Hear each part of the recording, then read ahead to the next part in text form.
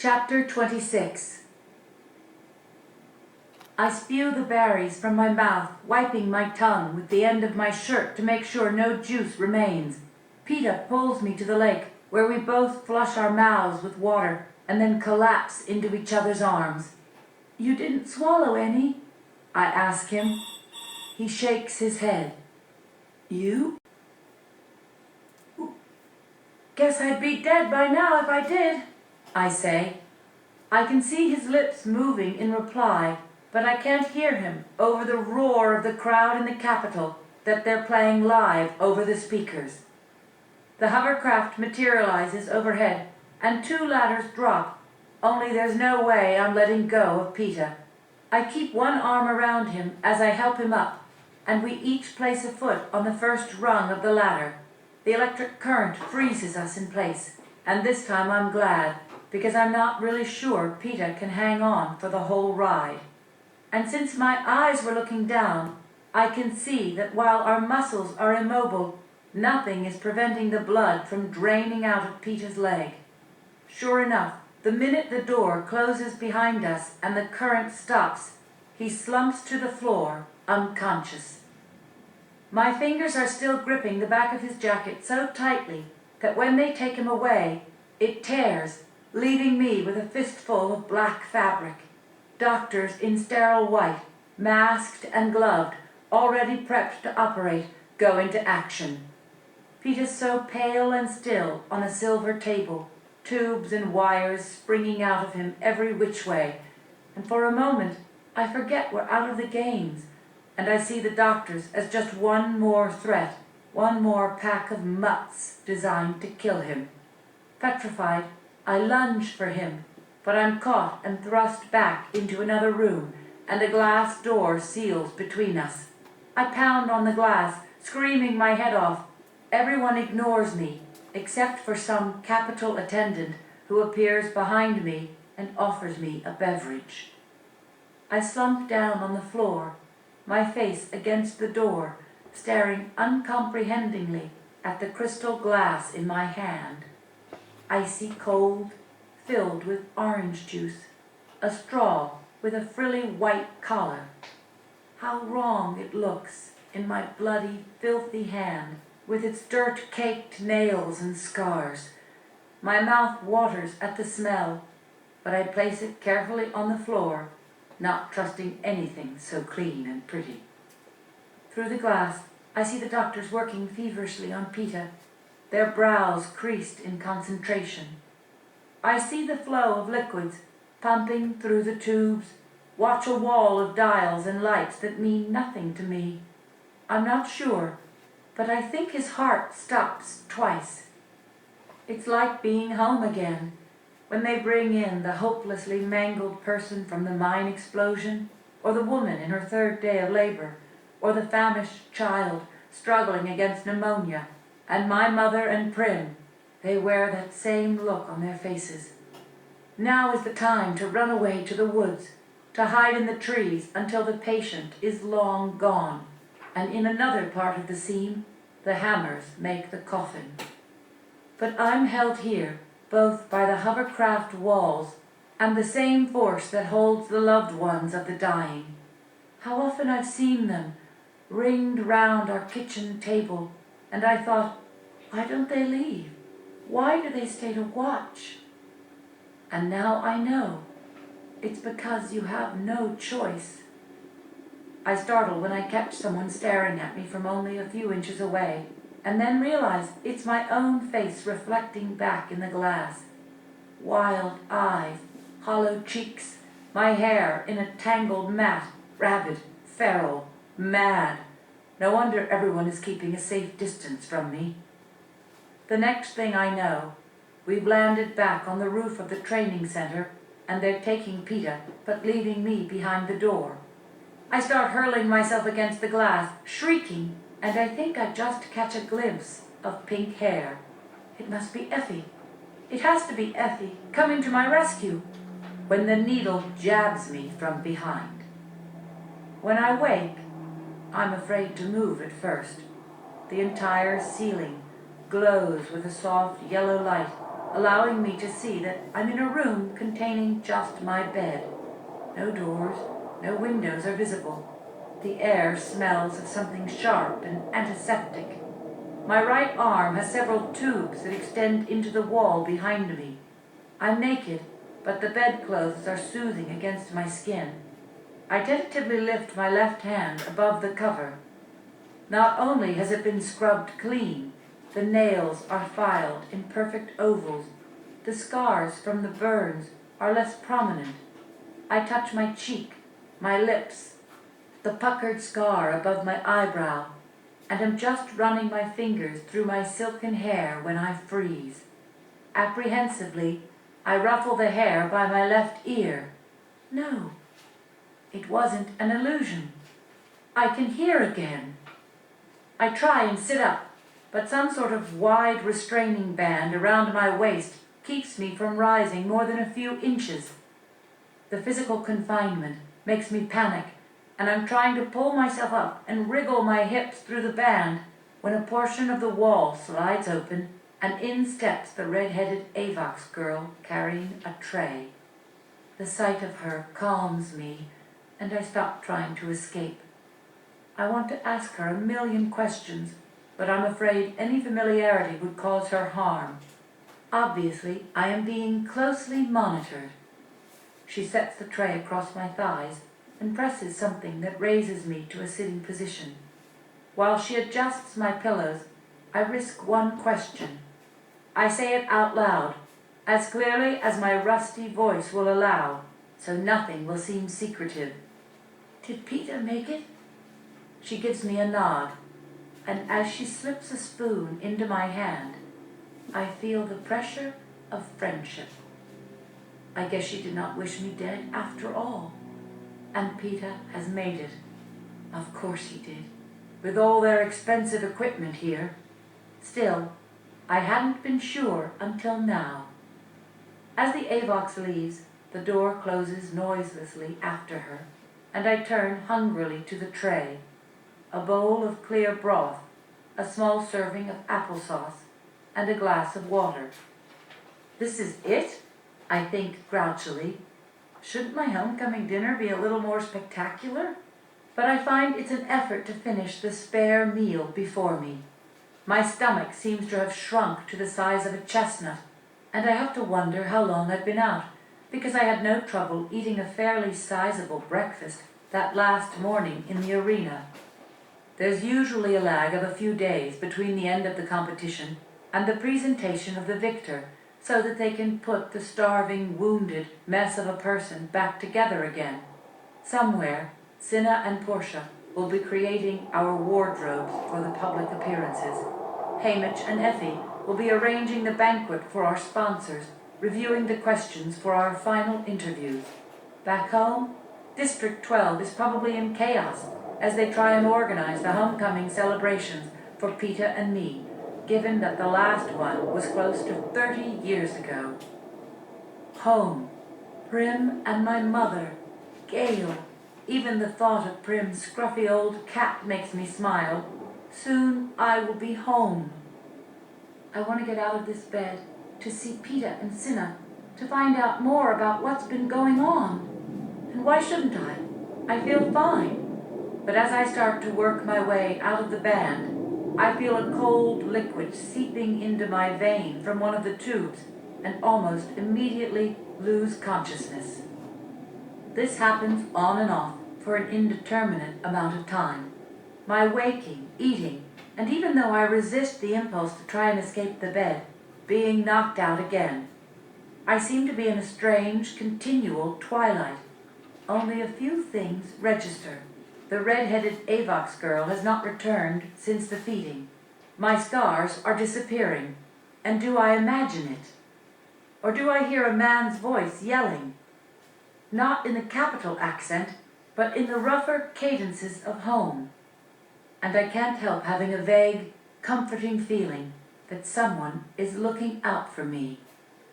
Then, finally, the time arrives when I come to, and there's nothing plugged into my right arm. The restraint around my middle has been removed, and I'm free to move about. I start to sit up, but am arrested by the sight of my hands. The skin's perfection, smooth and glowing. Not only are the scars from the arena gone, but those accumulated over years of hunting have vanished without a trace. My forehead feels like satin, and when I try to find the burn on my calf, there's nothing. I slip my legs out of bed, nervous about how they will bear my weight, and find them strong and steady. Lying at the foot of the bed is an outfit that makes me flinch. It's what all of the tributes wore in the arena. I stare at it as if it had teeth, until I remember that, of course, this is what I will wear to greet my team. I'm dressed in less than a minute and fidgeting in front of the wall where I know there's a door, even if I can't see it, when suddenly it slides open. I step into a wide, deserted hall that appears to have no other doors on it, but it must, and behind one of them must be Peter. Now that I'm conscious and moving, I'm growing more and more anxious about him. He must be all right, or the Avox girl wouldn't have said so, but I need to see him for myself. Peter! I call out, since there's no one to ask. I hear my name in response, but it's not his voice. It's the voice that provokes first irritation and then eagerness. Effie. I turn and see them all waiting in a big chamber at the end of the hall. Effie, Haymitch, and Cinna. My feet take off without hesitation. Maybe a victor should show more restraint, more superiority, especially when she knows this will be on tape, but I don't care. I run for them and surprise even myself when I launch into Haymitch's arms first, when he whispers in my ear, "Nice job, sweetheart." It doesn't sound sarcastic. Effie's somewhat teary and keeps patting my hair and talking about how she told everyone we were pearls. Cinna just hugs me tight and doesn't say anything. Then I notice Portia is absent and get a bad feeling. Where's Portia? Is she with Peter? He is all right, isn't he? I mean, he's alive, I blurt out. He's fine, only they want to do your reunion live on air at the ceremony, says Haymitch. Oh, that's all, I say. The awful moment of thinking Peter's dead again passes. I guess I'd want to see that myself. Go on with Cinna. He has to get you ready, says Haymitch. It's a relief to be alone with Cinna, to feel his protective arm around my shoulders as he guides me away from the cameras, down a few passages and to an elevator that leads to the lobby of the training center. The hospital, then, is far underground, even beneath the gym where the tributes practiced tying knots and throwing spears. The windows of the lobby are darkened, and a handful of guards stand on duty. No one else is there to see us cross to the tribute elevator. Our footsteps echo in the emptiness.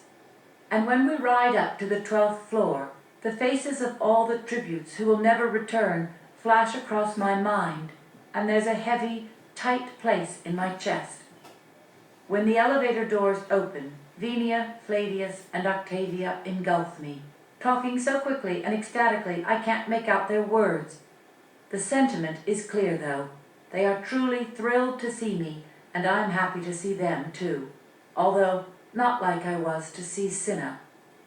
It's more in the way one might be glad to see an affectionate trio of pets at the end of a particularly difficult day. They sweep me into the dining room, and I get a real meal, roast beef and peas and soft rolls, although my portions are still being strictly controlled, because when I ask for seconds, I'm refused. No, no, no, they don't want it all coming back up on the stage, says Octavia, but she secretly slips me an extra roll under the table to let me know she's on my side. We go back to my room, and Cinna disappears for a while as the prep team gets me ready. Oh, they did a full body polish on you, says Flavius enviously. Not a flaw left on your skin. But when I look at my naked body in the mirror, all I can see is how skinny I am. I mean, I'm sure I was worse when I came out of the arena, but I can easily count my ribs.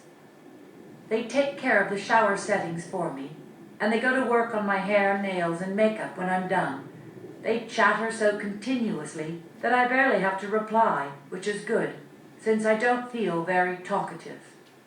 It's funny, because even though they're rattling on about the games, it's all about where they were and what they were doing or how they felt when a specific event occurred. I was still in bed. I just had my eyebrows dyed. I swear I nearly fainted. Everything is about them, not the dying boys and girls in the arena. We don't wallow around in the games this way in District 12. We grit our teeth and watch because we must, and try to get back to business as soon as possible when they're over. To keep from hating the prep team, I effectively tune out most of what they're saying. Cinna comes in with what appears to be an unassuming yellow dress across his arms. Have you given up the whole girl on fire thing? I ask. You tell me, he says, and slips it over my head. I immediately notice the padding over my breasts, adding curves that the hunger has stolen from my body. My hands go to my chest, and I frown. I know, says Cinna before I can object, but the game makers wanted to alter you surgically. Haymitch had a huge fight with them over it. This was the compromise. He stops me before I can look at my reflection. Wait, don't forget the shoes. Venia helps me into a pair of flat leather sandals, and I turn to the mirror. I'm still the girl on fire. The sheer fabric softly glows. Even the slight movement in the air sends a ripple up my body. By comparison, the chariot costume seems garish. The interview dress too contrived. In this dress, I give the illusion of wearing candlelight. What do you think? Asks Cinna. I think it's the best yet, I say. When I manage to pull my eyes away from the flickering fabric, I'm in for something of a shock. My hair's loose, held back by a simple hairband. The makeup rounds and fills out the sharp angles of my face. A clear polish coats my nails. The sleeveless dress is gathered at my ribs, not my waist, largely eliminating any help the padding would have given my figure. The hem falls just to my knees. Without heels, you can see my true stature. I look, very simply, like a girl, a young one, 14 at the most, innocent, harmless. Yes, it is shocking that Cinna has pulled this off when you remember I've just won the games. This is a very calculated look. Nothing Cinna designs is arbitrary. I bite my lip trying to figure out his motivation. I thought it'd be something more sophisticated looking, I say. I thought Peter would like this better. He answers carefully. Peter? No, it's not about Peter. It's about the capital and the game makers and the audience. Although I do not yet understand Cinna's design, it's a reminder the games are not quite finished, and beneath his benign reply, I sense a warning of something he can't even mention in front of his own team. We take the elevator to the level where we trained. It's customary for the victor and his or her support team to rise from beneath the stage. First the prep team, followed by the escort, the stylist, the mentor, and finally the victor. Only this year, with two victors who both share an escort and a mentor, the whole thing has had to be rethought. I find myself in a poorly lit area under the stage. A brand new metal plate has been installed to transport me upward. You can still see small piles of sawdust, smell fresh paint. Cinna and the prep team peel off to change into their own costumes and take their positions, leaving me alone. In the gloom, I see a makeshift wall about 10 yards away and assume Peter's behind it. The rumbling of the crowd is loud, so I don't notice Haymitch until he touches my shoulder. I spring away, startled, still half in the arena, I guess. Easy, just me. Let's have a look at you, Haymitch says. I hold out my arms and turn once. Good enough. It's not much of a compliment. But what? I say. Haymitch's eyes, shift around my musty holding space, and he seems to make a decision. But nothing. How about a hug for luck? Okay, that's an odd request from Haymitch, but after all, we are victors. Maybe a hug for luck is in order. Only when I put my arms around his neck, I find myself trapped in his embrace. He begins talking very fast, very quietly in my ear, my hair concealing his lips. Listen up. You're in trouble. Word is the Capitol's furious about you showing them up in the arena. The one thing they can't stand is being laughed at, and they're the joke of Panem, says Haymitch. I feel dread coursing through me now, but I laugh as though Haymitch is saying something completely delightful, because nothing is covering my mouth. So what? Your only defense can be you were so madly in love you weren't responsible for your actions. Haymitch pulls back and adjusts my hairband. Got it, sweetheart? He could be talking about anything now. Got it, I say. Did you tell Peter this? Don't have to, says Haymitch. He's already there. But you think I'm not, I say, taking the opportunity to straighten a bright red bow tie Cinna must have wrestled him into. Since when does it matter what I think, says Haymitch. Better take our places. He leads me to the metal circle. This is your night, sweetheart. Enjoy it. He kisses me on the forehead and disappears into the gloom. I tug on my skirt, willing it to be longer, wanting it to cover the knocking in my knees.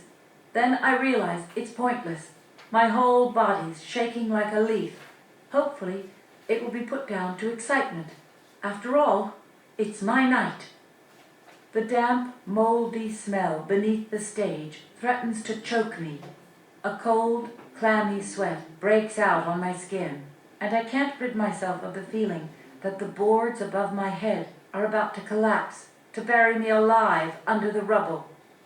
When I left the arena, when the trumpets played, I was supposed to be safe. From then on, for the rest of my life. But if what Haymitch says is true, and he's got no reason to lie, I've never been in such a dangerous place in my life. It's so much worse than being hunted in the arena. There, I could only die. End of story. But out here, Prim, my mother, Gail, the people of District 12, everyone I care about back home could be punished if I can't pull off the girl driven crazy by love scenario Haymitch has suggested. So I still have a chance, though. Funny, in the arena, when I poured out those berries, I was only thinking of outsmarting the game makers, not how my actions would reflect on the Capitol. But the Hunger Games are their weapon, and you are not supposed to be able to defeat it. So now the Capitol will act as if they've been in control the whole time, as if they orchestrated the whole event, right down to the double suicide. But that will only work if I play along with them. And Peter will suffer too, if this goes wrong. But what was it Haymitch said when I asked if he had told Peter the situation? That he had to pretend to be desperately in love. Don't have to. He's already there. Already thinking ahead of me in the games again? Or well aware of the danger we're in? Or already desperately in love? I don't know. I haven't even begun to separate out my feelings about Peter. It's too complicated. What I did as part of the games, as opposed to what I did out of anger at the Capitol, or because of how it would be viewed back in District 12, or simply because it was the only decent thing to do, or what I did because I cared about him. These are questions to be unraveled back home in the peace and quiet of the woods, when no one is watching, not here with every eye upon me. But I won't have that luxury for who knows how long. And right now, the most dangerous part of the Hunger Games is about to begin. Chapter 12.